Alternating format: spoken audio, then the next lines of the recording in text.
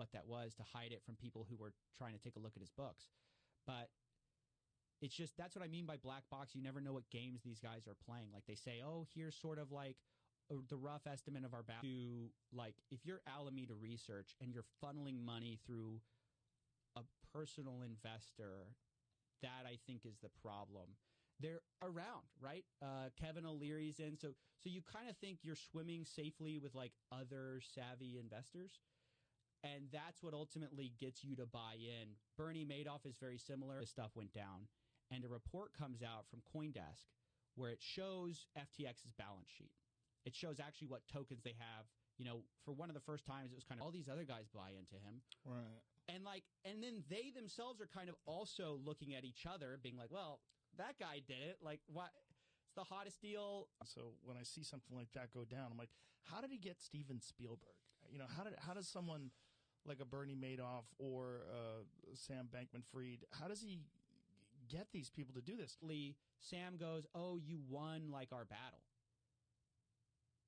And people were like, you know, is it a battle when you lose billions of dollars of customer tease for a while?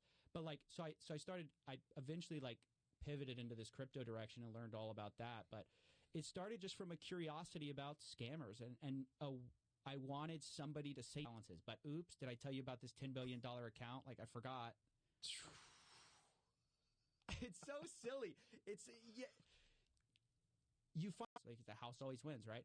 So when FTX was taking off, it just seemed like everyone who was a someone was backing him. So then it was okay. And then I think a lot of these people deferred, all the crypto people were trying to control regulations to favor their individual business situation. And so CZ felt like he was being cut out in Washington. It was like 70,000 or something like 60 plus, yeah. So that's the lure. The lure is you buy in for pennies and one day you're insanely rich. I'm sure you know about that. Like what exactly, like what are the regulations in terms of like what you're allowed to do and donate, and how did he violate them? So I think the big violation was you're not supposed to money system. I mean, yeah, especially in our modern age. I mean, it seems like you can understand where they're coming from, the average person in the space, to where people thought, okay, well, if he's saying it, you know, he's a guy who only says positive things about crypto because he's a crypto executive. So if he's saying there might be problems, there's probably some problems. But Friedberg, shady. This guy allegedly shady. Dan Friedberg. No, he's definitely shady. I'll say that. This guy. What was his? I remember, but what was his? We don't know. I mean, there's only a few that are bigger. Like there's Binance, very opaque company. We don't exactly know. And what has happened to Binance since FTX went? The money system has to be safe. Like your grandma has to be able to charge back her credit card when there's a fraudster, right? Like, or this whole thing doesn't work. You can't rely on people being technically savvy in order to, and basically like, you know, shell games where you're hiding the money. Yeah. You're saying, oh, invest in this. This is going to become valuable later, but you actually own a bunch more. And like one of the first things the guy does is he controls it, but he renounces ownership. He goes, oh, I'm passing it off to some sham director. And he goes, I don't have anything to do. I don't know. You withdraw, there's nothing tying your Ethereum to your particular address to like this random external address because you send it to a different one. LGBTQ plus causes. And it was through a guy, and the guy was like, I feel a little uncomfortable with this. And they said, well, we don't have anyone trustworthy at FTX we can donate through who's pilfering FTX, the customer deposits, and was using it in Alameda Research, which was his trading firm, to try to make extra money. And he lost it. And so this is all because it's an analogy for losing your house. You know what's funny? Yeah. You know, I mean, good Lord. The idea of these mixers was you'd anonymize your transactions. So, like, let's say and then when you have them on, there's a lot of, I wasn't aware, I'm not sure, I'm not aware of that, I don't know. There was all this hemming and fact that this guy, he got away with lying so long and perpetuating this image of himself as this generous billionaire. You know, he's sort of the next Warren Buffett. That when everything goes wrong, like they tracked his account, he's playing League while on calls about the failure of FTX. Wow. Just imagine the arrogance. Is that arrogance? They're setting it up with like, I used to be broke like you. Well, that's a strategy. A lot of these guys were never broke, right? It's just part of the story you have to tell to be really effective. It's like, I used to be just like you, Joe, but then, I found out that doing Amazon drop shipping is the way to make millions of dollars. And, I used to fail, but by these little tricks, I've involved in what you do. It's a weird thing. So when did you start your YouTube channel? So I started it a few years ago, 2018, 2019. On and a lot of ums and ahs, and you just kept on them. It was amazing that first of all, it was amazing that he felt like he could do. I'm blanking on the name right now. But A1Z? What is that? No, I'm sorry. I'm blanking on, it's this famous, I'm going to remember it right after I get out of here. It's one of the famous, fine. And then FTX US went bankrupt. And he's the one who put it into bankruptcy. And then he's telling everyone, oh, no, the money's actually still there. I mean, he was constantly giving a conflicting narrative. Executives, Ryan Salami or something. I think that's his last name. Salami. I don't know. I just don't know how to pronounce it. But he was like, yeah, the number 3 donor to the Republican Party. But it was all orchestrated through Sam, Coinbase or something like that. Right.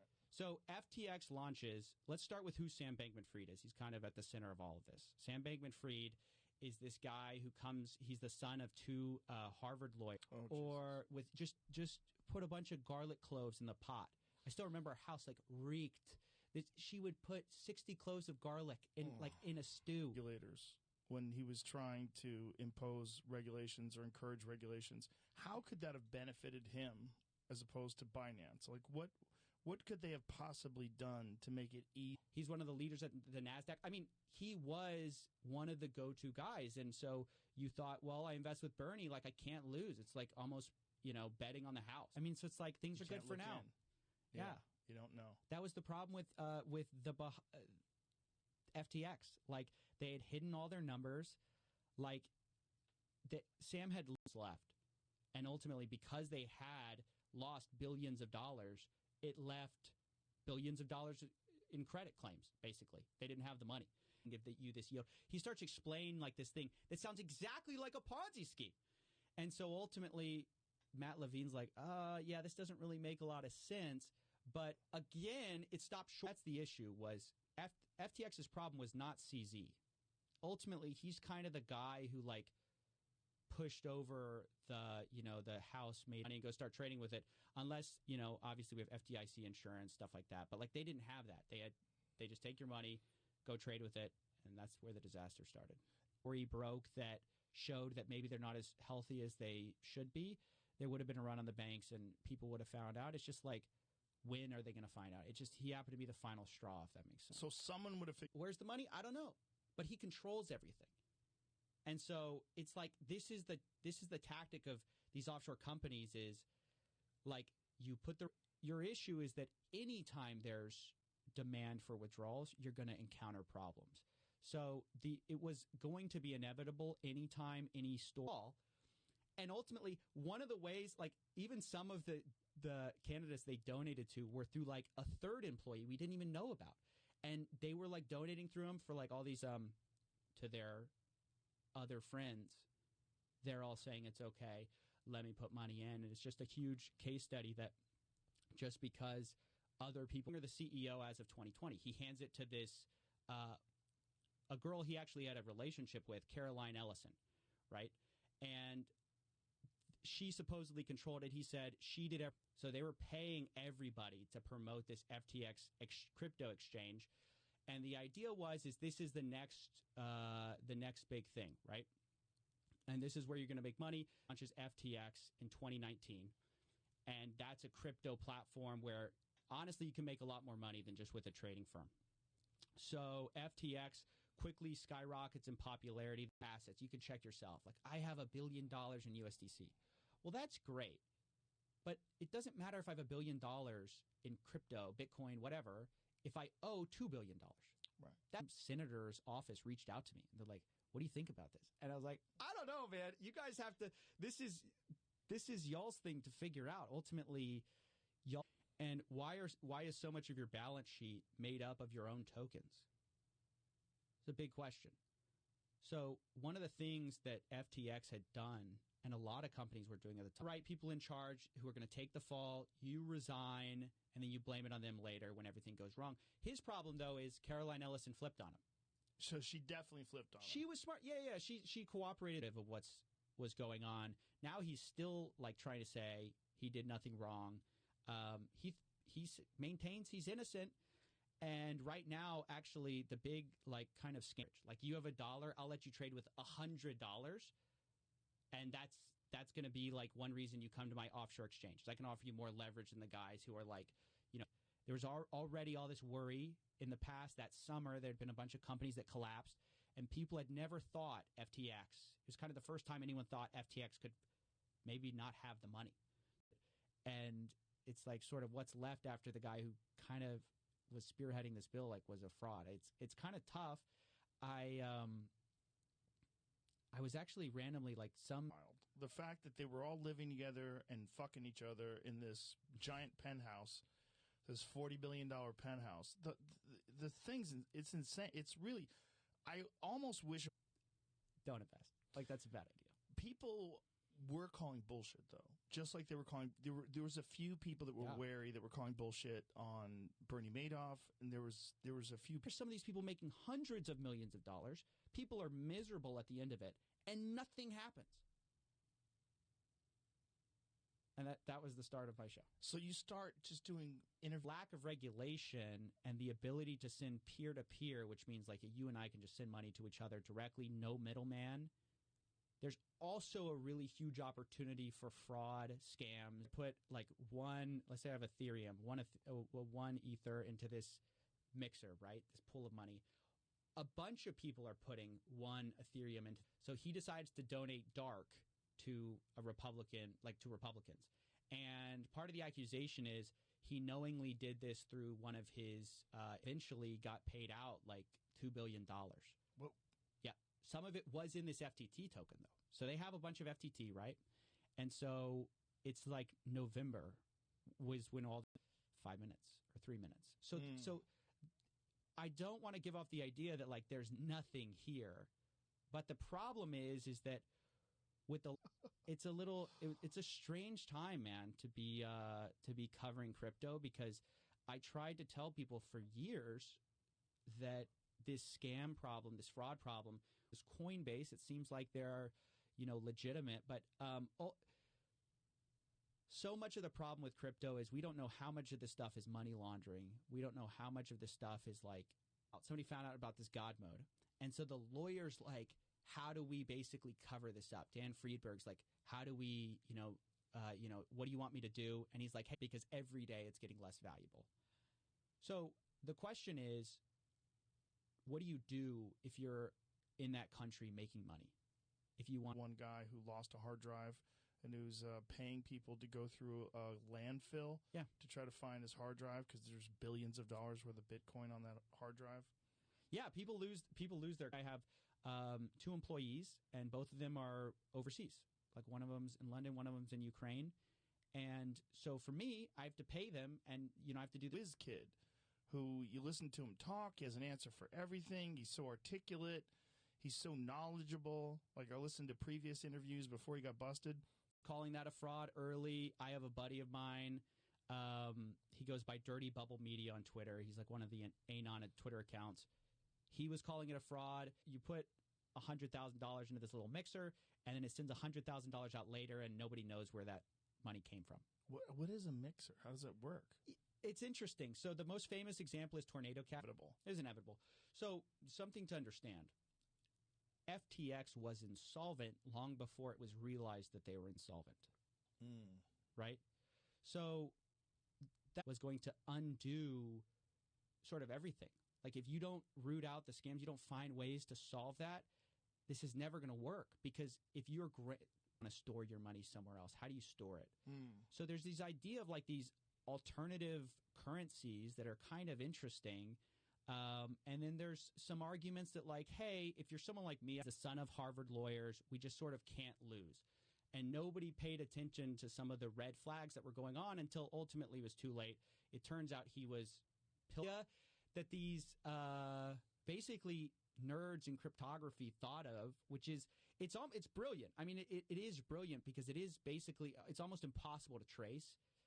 There's wire transfer, and it's kind of expensive to do these. Like, you pay all these fees for wire transfers. So the idea is like, okay, well, if you have crypto, those wire fees can go down. And instead of taking, maybe a day or something, it'll take like reputable people like BlackRock, Sequoia Capital. They all invest in this guy. Kevin O'Leary famously promoted it for like $18 million. They gave him $18 million to promote it? He says Sam wanted to basically influence politics by just donating. And the idea is you donate to both sides, you can never lose, right? Yeah. If you have your $10 million or your data's lost forever, and you're like, call the police and you go, hey, track this guy. And they're like, to what? To a Bitcoin wallet? Is buying both, lying about it so that you can get all the good press of like caring about all these social issues while also not caring at all. Initially, he thought he was going to be able to figure out a way to pull all the company's assets together and I think make everybody sound and repay everyone. Really going to sell most of our FTT that we got from that deal, and we're going to sell it. We don't know what's going on there. And all of a sudden it starts this firestorm because people are like, and it just was kind of, I was just trying to find my way. I was just trying to like, even before that I had done a show where I was like trying to break down these topics. I was like, success, 2 months, you're going to be making 5 figures a month, 10 months, maybe 6 figures a month. And I've done it for people before. That's the social proof. I've shown people how to do this. Regulation for, I guess, offshore crypto exchanges, right? And so these campaign finance, these violations each other on amphetamines and making billions of dollars. Like, it sounds like a great story if it wasn't illegitimate. Yeah, ultimately that's the problem. Like, Sam was just hopped up on amphetamines. Reasons that our banks have a bunch of anti-money laundering laws. There's a reason that they have all sorts of finance laws. It's not for their safety. It's for your safety. I mean, it's like they need to really know what I was looking at the time. Then I go to college, and all my friends get an MLMs, multi-level marketing, sort of like just like the like, hey, you're going to get rich. So I was always getting invited to these like get rich seminars. This big mess right now, and we're waiting for regulators to figure it out. Finally, regulators have stepped on the scene, but right now it's just this kind of wild, wild west. And she would drink it up because she thought that would make her better. Ultimately, my dad convinced her, like, you got to get the surgery. Like, this ain't going to fly. You have to, ultimately get the surgery. Very strange. And these offshore entities were also using, like, U.S. branches. Like, there's FTX U.S., which was, like, more regulated, but not really that regulated. It's handle now is they're finding a bunch of campaign finance violations because he was trying to influence politics, U.S. politics. I mean, it's insane how deep. I mean, he was, really well regarded in Wall Street. So when people invested with him, they knew the returns were insane. But it's really interesting because it was like a battle between FTX and one of their competitors, Binance. So the owner of Binance is, I think it's Changpeng Zhao. He goes by Seed on Sticks or something. Like, it was never, the problem was the foundation was wrong from the beginning. If you don't have enough deposits to cover withdrawals, you just don't have the money, right? Nobody knew what was going on behind the scenes. So even though they said, like, we're not going to touch your money, as soon as you deposited Bitcoin, I mean, I talked to some of the insiders at Alameda. They said they had this back door. So if you default on that loan, I'm out $1 million. Another way is I ask for, okay, I'll take some equity in the studio if something goes wrong, right? So I cover my butt if you default on it. Now, her and I believe Gary Wang were big executives. They're cooperating. They pled guilty. They're cooperating with the feds. I mean, they did. The systems would reach out to me. They'd be like, hey, I'd been scammed by this guy, and I didn't realize what was going on. And you showed me, sort of like how the whole scheme worked. Hey, just make this problem go away. This is the CEO. Like, go blame it on somebody else. Go blame it on some, third party that got access to our website. Say it was like a glitch or something. And so that crypto keys all the time. I mean, it's kind of an interesting idea where you go, I'm going to get in before everyone else, But a lot of everything, I don't have access to the book. Like, I basically knew nothing. So anytime you'd call him out on an issue, you'd say, where's the money? He goes, well, I don't know. It's gone. It's Alameda Research. Ask Alameda. He blamed all the wrongdoing of FTX on Alameda Research. And he said, I don't control Alameda Research. Even though he was the owner, he's no longer as a Matt Levine interview with Sam Bankman-Fried. He didn't call him a fraud outright. But he's like, hey, it seems like you're in the Ponzi business, and business is good. Whoa. And what did he say to that? Sort of, this is a fraud because, no one knew. There's a bunch of backing. So I made a video at the time being like, this crypto CEO just describes a Ponzi scheme. I started hearing about these tokens. And they're like, hey, selling courses, like, it's always the new grift. You always have to find, because people figure it out. Like, they go like, oh, that actually doesn't work. Like, hey, drop shipping is not. He's like, well, like, think of it like a box. And, you tell a bunch of investors, hey, if you put money in this box, we can get some money out. FTX's influence went from the Bahamas reaching into the United States while technically not really being regulated by the United States. Yeah, they were the number 2 donor to the Democratic Party. It means playing League of Legends while an investor goes.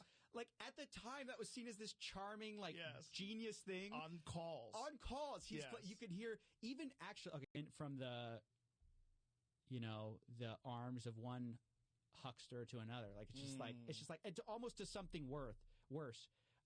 They're annoying. So that. The famous example is like Coinbase is in America and they have to file all these forms. They're a regulated entity. They're publicly traded of ads, like get rich quick schemes. Like you've got a bunch of people, flexing in their Lamborghinis telling you, they're like 25 years old telling you want to get rich by 25 or 22. I'll show you. I made $1 million. Now if you're some criminal, laundering money has just never been easier. Instead of taking $100,000 across the border or wiring it where it can get held up by a bank, I hadn't really found my footing. But throughout my entire life, I had kind of had this relationship with like hucksters and fraud where, when I was in high school, my mom got thyroid cancer, not having sort of like it's maybe not big enough. They're good people, a lot of the people going after these guys, but it's like trying to catch everyone who's speeding. Smart thing, which is something like this happens, you shut up. You don't say anything. Right. And then you point at your boss. I mean, that's basically what they did. Oof.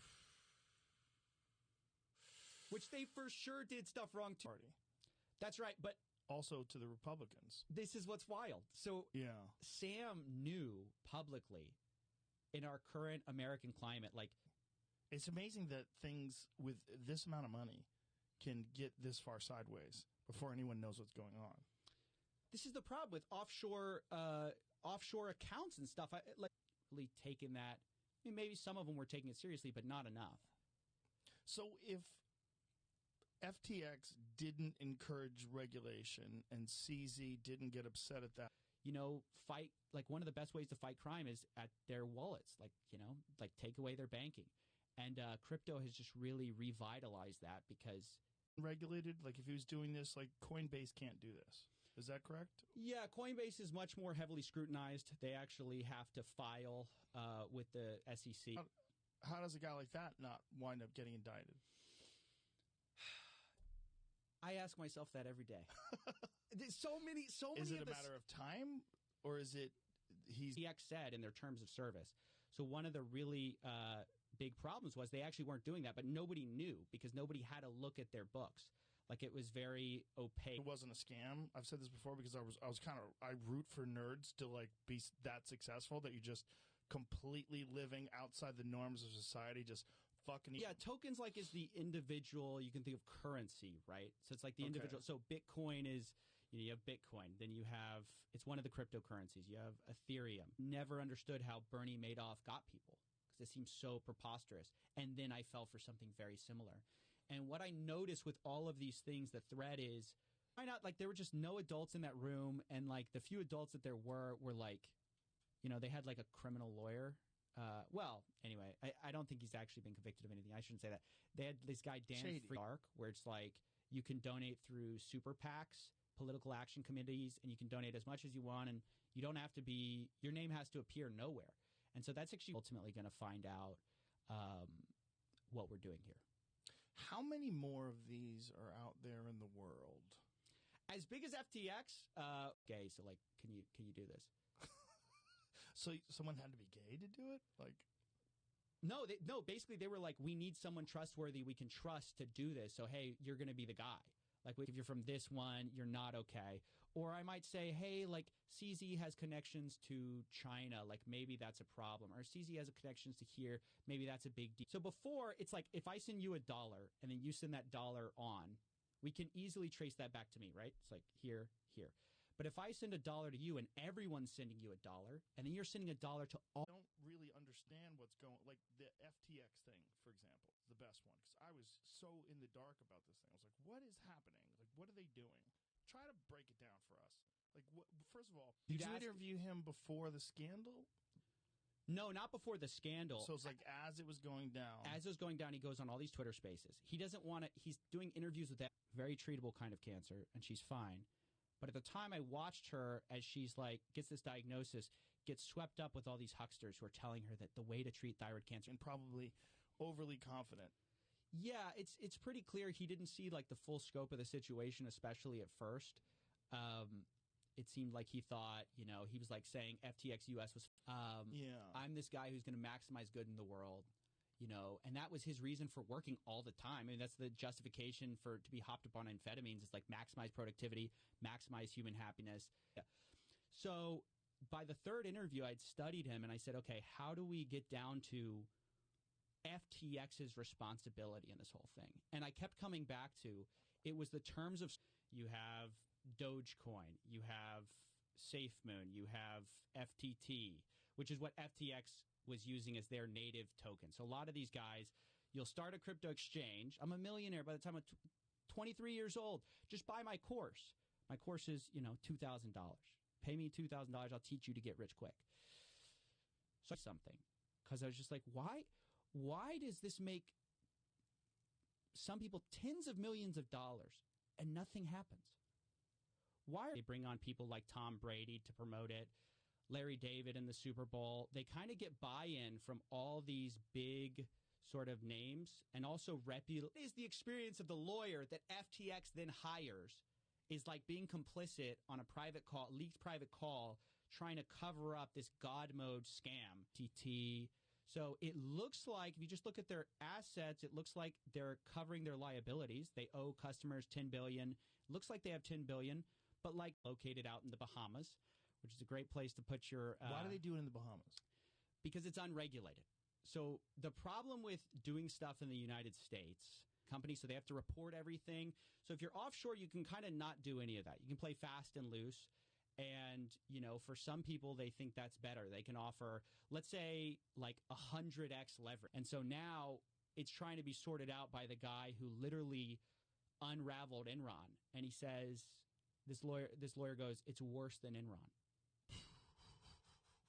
People, the account, fiat at FTX. And so what prosecutors are now arguing is he knew, of course, what it was. He deliberately obscured that money for some type of crypto token. There's a lot of different tokens out there. And explain tokens, because I don't understand tokens. I know there's crypto and there's tokens. Like, what is the difference between the two? That's what ultimately matters is how much do you have on deposits that you owe out. And so with Binance, we don't really know. The only one we have a little bit more of a look into is money to a politician on my behalf. You're a straw donor. You're not really a donor. So Alameda was using customer funds to pay off politicians in order to try to get favorable. What are you saying in the terms of service that means that I can't sue you? You have all these terms of service that basically say none of what I'm saying is true.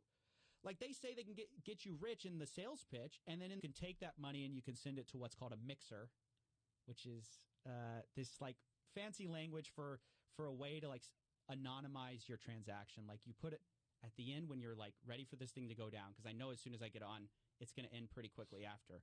I said, let me on, let me ask him some real hard questions.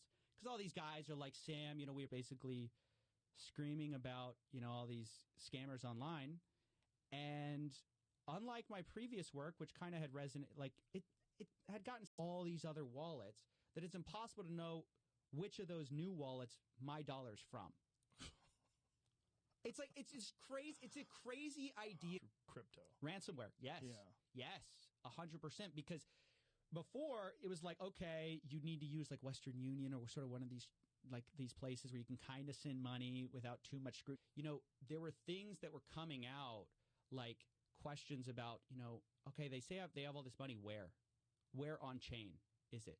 So like the blockchain, everything's publicly, you can see it. Now I can just send you $100K. It's going to take me 5 minutes. So that's why when people like kidnap people's data and things along those lines, they'd like to get paid people that were standing out and saying none of this makes sense. Right. And who were those people? So there were a few people. There was, make something work. If it's going to go to the public, you have to solve all these issues. And unfortunately, we saw crypto kind of go mainstream before they had views about what? Like you didn't start doing this. You started doing just like a normal interview show? I was just doing a normal interview show with a few of my buddies. But ultimately, the outcome of that is like, yeah, I encrypt all your data. Joe, send me. I know you're this successful podcaster. I want you to send me. It's kind of like, okay, it's a little bit chic to be donating